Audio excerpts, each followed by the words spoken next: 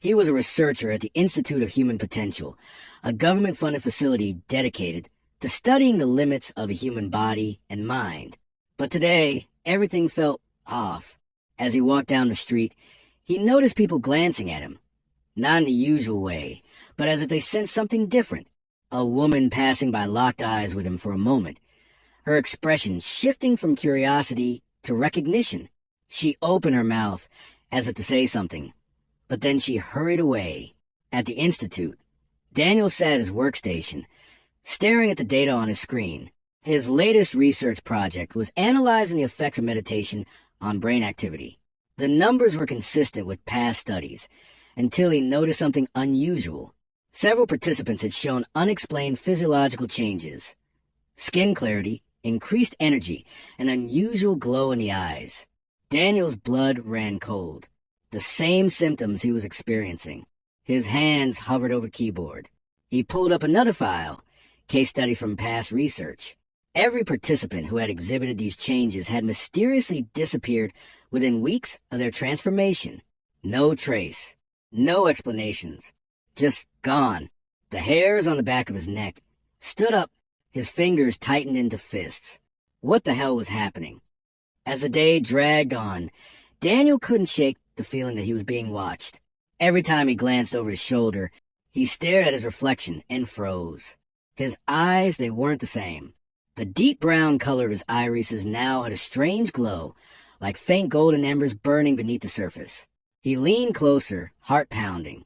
His skin was different too, smoother, almost unnaturally radiant. The fine lines that had begun creeping across his face were gone.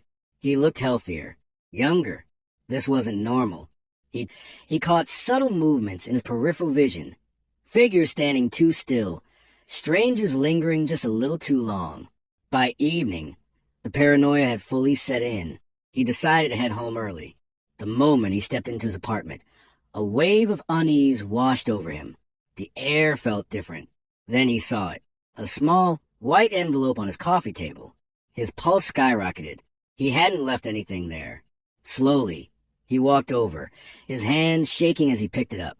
There was no name, no return address, just his own initials scrawled on the front. He tore his skin. Something was wrong. He swung his legs over the edge of the bed, running a hand through his hair. His fingers trembled slightly. He wasn't sick. He wasn't in pain. Yet an unshakable feeling told him that something inside him had shifted. Daniel pushed himself to his feet and shuffled to the bathroom. The fluorescent light flickered on, casting harsh shadows across his face in the mirror. Door it open. A single note slid out. "You're changing. Don't let them see. Act normal. We will find you soon." Daniel's breath caught in his throat. His mind raced. Who was watching him? Who left this note?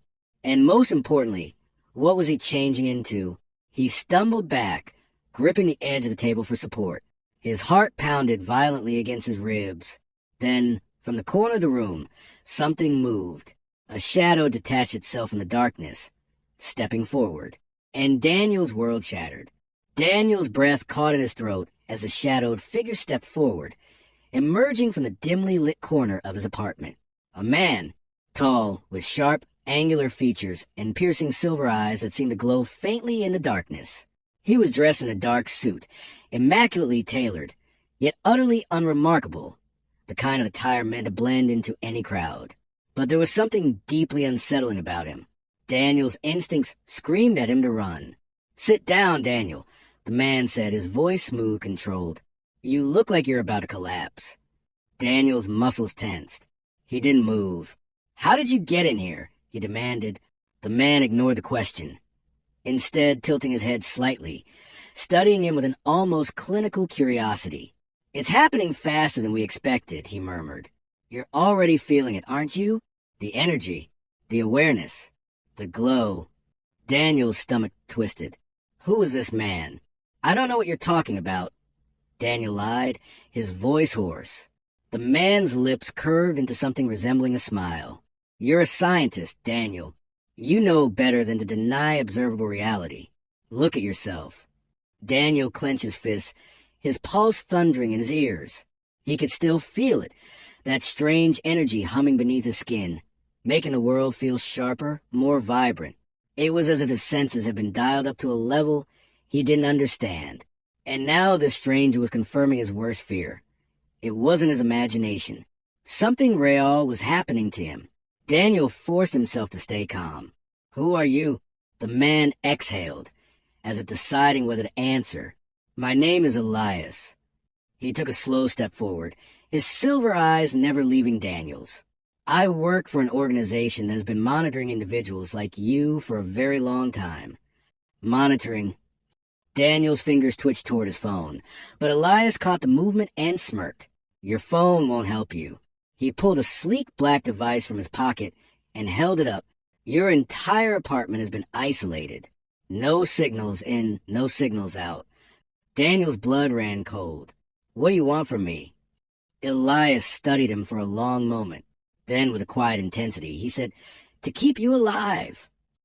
Daniel sat rigidly on the edge of the couch as Elias leaned back in his chair, the dim light casting eerie shadows across his face.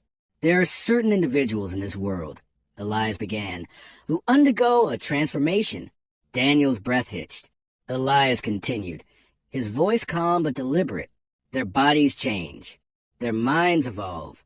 They begin to see the world differently, more clearly. Their energy shifts. Their presence becomes more compelling. They radiate something beyond normal human perception." Daniel didn't respond. Every word struck too close to home. Elias studied him. "It's not a disease. Turn on the tap," splashing cold water onto his face. Maybe he was imagining things. Maybe it was just exhaustion. But deep down, he knew the truth. This wasn't in his head. Something inside him was changing. The next morning, Daniel tried to shake off the eerie feeling from the night before.